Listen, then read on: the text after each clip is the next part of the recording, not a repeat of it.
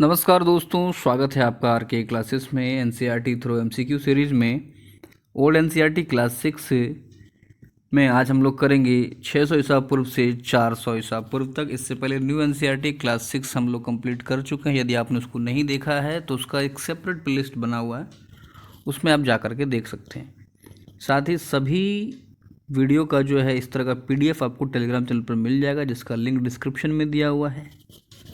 तो उम्मीद है आप इसको देख करके वहाँ से भी रिवीजन कर सकते हैं। तो चलिए शुरू करते हैं। लेकिन शुरू करने से पहले यदि आप इस चैनल पर नए हैं तो चैनल को ज़रूर सब्सक्राइब करें, पास वाले बेल आइकन को दबाएं। वीडियो अच्छा लगता है तो लाइक और शेयर ज़रूर करें। चैनल पर 85% ऐसे दोस्त हैं जो कि वीडियो देखते हैं लेकिन चैनल को सब्सक्राइब नहीं करते हैं, तो ये बड़ी नाइंसाफ़ी है, ऐसा कदापि ना करें।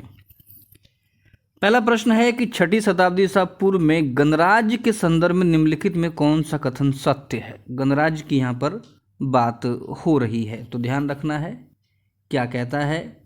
गणराज्य ऐसा शासन था जिसमें शक्ति परिवारों और कुलों के प्रमुखों के हाथ में रहती थी। फिर कहता है कि गणराज्य में कोई वंशानुगत राजा नहीं होता था।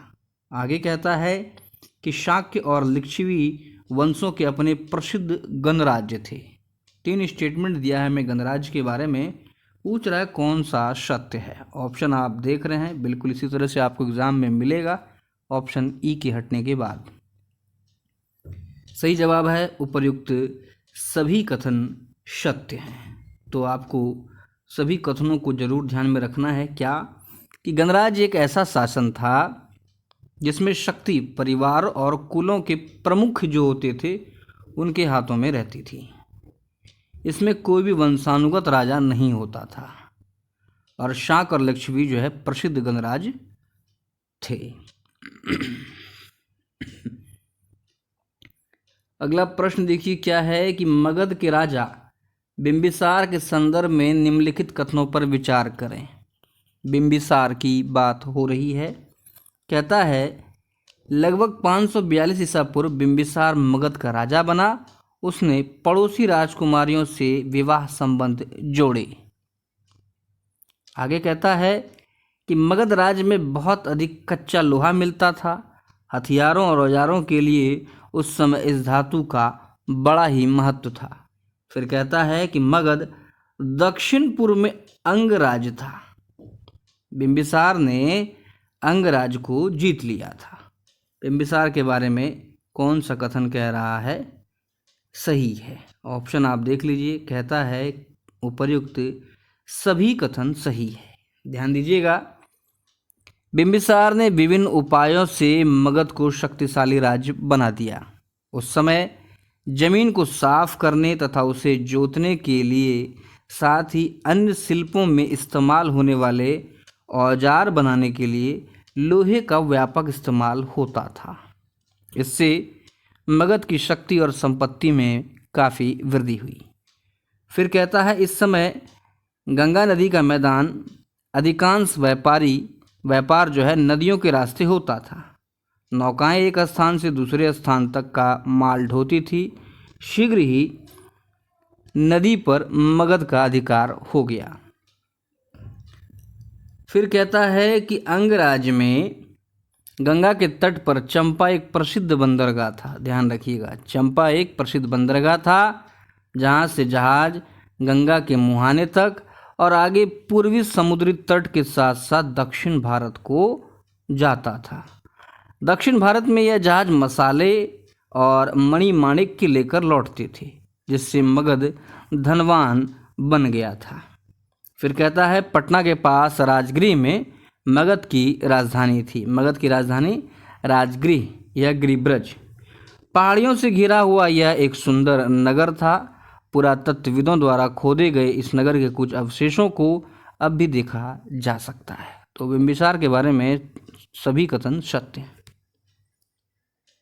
क्वेश्चन नंबर 3 देखिए क्या कहता है कि मगध के किस प्रारंभिक शासक ने राज्यारोहण के लिए अपने पिता की हत्या की और स्वयं इसी कारणवश अपने पुत्र द्वारा मारा गया?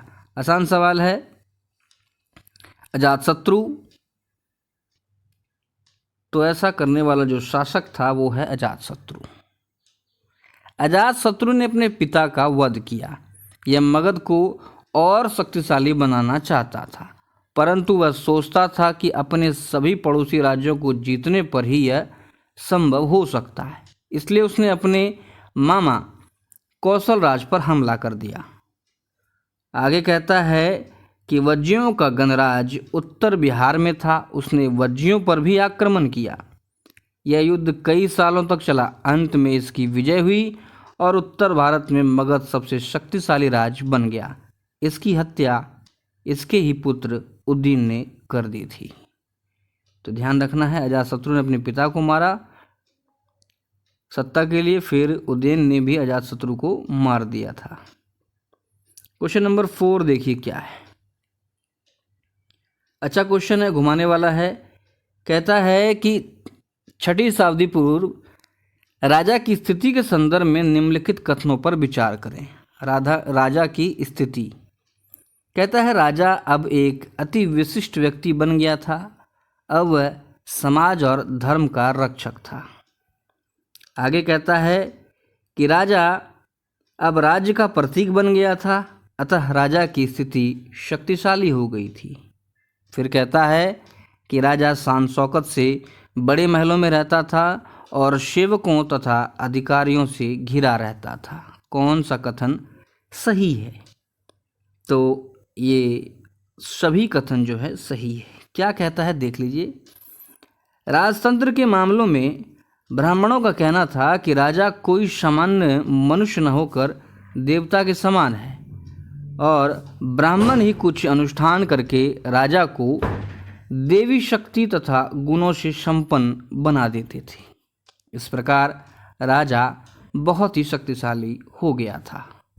फिर कहता है कि राज्य में जिस प्रकार का शासन स्थापित हो गया था उसके बारे में दलील दी जाती थी कि राजा समाज की रक्षा करता है, इसलिए रक्षा के लिए उसे सेना की आवश्यकता है और कानून तथा व्यवस्था स्थापित करने के लिए उसे अधिकारियों के मदद की भी आवश्यकता है। कहता है पुरोहित, अमात्य या मंत्री और अन्य कोई अधिकारी राजकाज में उसकी मदद करते थे। राज्य के खर्चों के लिए वह किसानों से उपज का एक हिस्सा लेता था।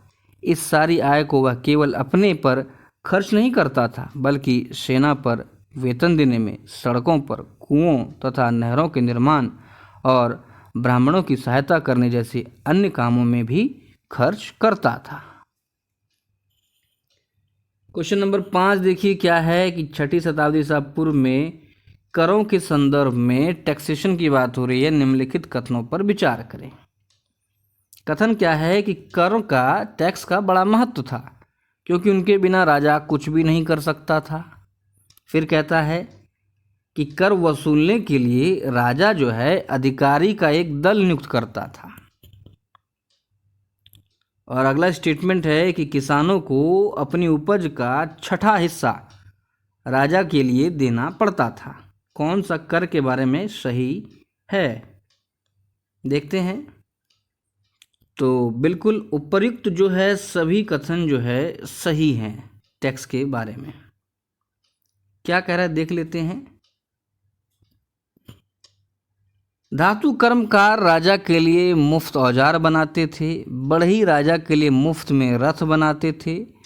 बुनकर कपड़े की एक निश्चित मात्रा राजा को बिना मूल्य देते थे। शुरू में कर वस्तुओं के रूप में इकट्ठा किया जाता था, अर्थात लोगों द्वारा तैयार की गई चीज़ों के रूप में वही चीज़ें वेतन के रूप में अधिकारियों में बांट दी जाती थी। फिर कहता है कर या धन के अभाव में राजा न तो सेना रख सकता था, न वह काम करवाने के लिए अधिकारी नियुक्त कर सकता था, न ही सड़कें बनवा सकता था। इसलिए टैक्स जो है ज़रूरी हो जाता है। फिर कहता है कि कर वसूलने वाले अधिकारी गांव-गांव जाकर प्रत्येक किसान के खेतों की पैमाइश करते थे और किसान द्वारा पैदा किए जाने वाले अनाज का हिसाब रखते थे।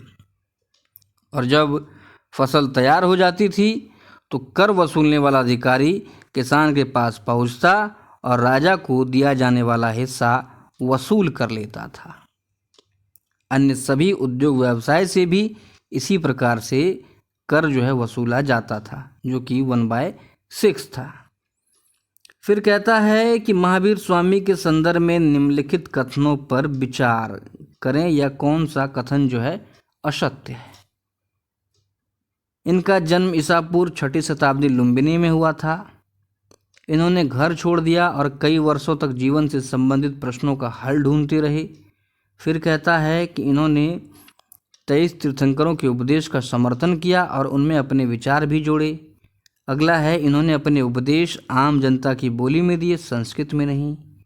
तो ये आसान सवाल है, लुम्बिनी में जो है गौतम बुद्ध का जन्म हुआ था, ना कि महावीर का। देखिए, कहता है महावीर का जन्म 6वीं शताब्दी ईसा पूर्व वैशाली नगर में हुआ था, अतः कथन एक गलत है। घर छोड़ने के 12 वर्ष बाद उन्हें ज्ञान की प्राप्ति हुई। 23 तीर्थंकरों के विचार के साथ साथ जो विचार उन्होंने जोड़े, यह जैन धर्म कहलाया। आगे कहता है, महावीर का कहना था कि वैदिक अनुष्ठान करने और देवताओं से मदद मांगने से कोई लाभ नहीं है। इससे अच्छा है सदाचार का जीवन बिताना और बुरा काम ना करना। फिर कहता है कि महावीर ने अपने अनुयायियों से कहा कि उनके काम सम्यक श्रद्धा, सम्यक ज्ञान और सम्यक कर्म, इन त्रिरत्नों पर आधारित होने चाहिए। इन्हीं से उनका जीवन सदाचारी बन सकता है। फिर कहता है कि महावीर ने अपने उपदेश आम जनता की बोली में दिए, क्योंकि इस काल में संस्कृत का प्रयोग केवल उच्च जाति के लोग ही किया करते थे। अगला सवाल है कि बुद्ध का जन्म कहाँ हुआ था। तो बुद्ध का जन्म हुआ था लुम्बिनी में। कहता है कि महावीर के जन्म के कुछ साल बाद शाक्य कुल में राजकुमार सिद्धार्थ के रूप में बुद्ध का जन्म हुआ। ये कपिलवस्तु के पास लुम्बिनी वन, नेपाल व पूर्वी उत्तर प्रदेश की सीमा के पास है आपका लुम्बिनी, वहीं पर ये पैदा हुए। बुद्ध ज्ञान की खोज में वर्षों तक घूमते रहे। कठिन तपस्या के बाद इनको ज्ञान की प्राप्ति हुई। उनका कहना था कि संसार में दुख ही है, और दुख है इसका कारण है सांसारिक चीज़ों के लिए तृष्णा, इच्छा। फिर उन्होंने कहा कि अष्टांगिक मार्ग पर चलकर मनुष्य इस तृष्णा से छुटकारा पा सकता है। बुद्ध ने अहिंसा के महत्व पर बल दिया। उन्होंने धार्मिक यज्ञ अनुष्ठानों में पशुओं की हत्या करना वर्जित ठहराया और पशुओं की अनावश्यक हत्या को अमानुषिक बतलाया था। फिर कहता है कि बुद्ध वैश्विक यज्ञों और लोगों के लिए जरूरी समझे जाने वाले विविध अनुष्ठानों के विरोधी थे। वर्ण व्यवस्था को दिए जाने वाले महत्व का उन्होंने विरोध किया, क्योंकि ऊंचे वर्ण वाले निम्न वर्ण वालों, शूद्रों तथा दूसरों के साथ दुर्व्यवहार करते थे। अगला जो लेसन अपना होगा वो होगा मौर्य साम्राज्य। अगले लेक्चर में उम्मीद है आपको ये समझ में